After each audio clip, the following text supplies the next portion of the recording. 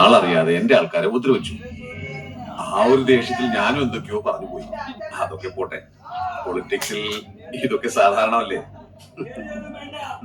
ഞാൻ പറഞ്ഞ പ്രകാരമുള്ള രൂപ അങ്ങോട്ട് വാങ്ങിയിട്ട് എന്നോട് കോപ്പറേറ്റ് ചെയ്യുന്നേ. ഓക്കെ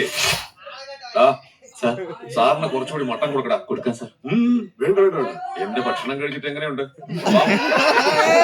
എന്താ സാർ ഇത്? നമ്മൾ തമ്മിൽ കോംപ്രമൈസ് ആയി. ഇനി നിങ്ങൾ എന്തെങ്കിലും ഞാൻ കഴിക്കില്ലേ? അപ്പോ പണം കിട്ടിയ എന്ത് അപമാനമാണേലും നീ സഹിക്കും അല്ലേടാ? നാണം കിട്ടണേ. എഴുന്നേക്കടാ സൂര്യനാരായണ.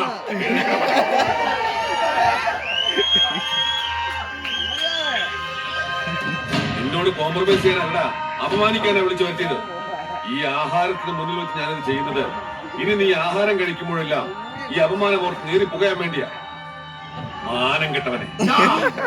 എന്താടാ കുറച്ചെങ്കിലും അഭിമാനം ഉണ്ടെങ്കിൽ പോയി തൂങ്ങിച്ചാകെ. പോലീസുകാരനെ നോക്കിച്ചോ നോക്കോ. ഓടാ, നിന്നെ പോലെ ഒരുപാടെണ്ണത്തിന് ഞാൻ കണ്ടിട്ടുണ്ട്. ഈ ഇലക്ഷൻ ഒന്ന് കഴിഞ്ഞോട്ടെ, നീ ഇവിടുന്ന് ഉടുതുണിക്ക് മറുതുണിയില്ലാതെ പായുന്നത് ഞാൻ കാണിച്ചു തരാം. പിടിച്ച് പഠിക്ക് പുറത്താക്കാം.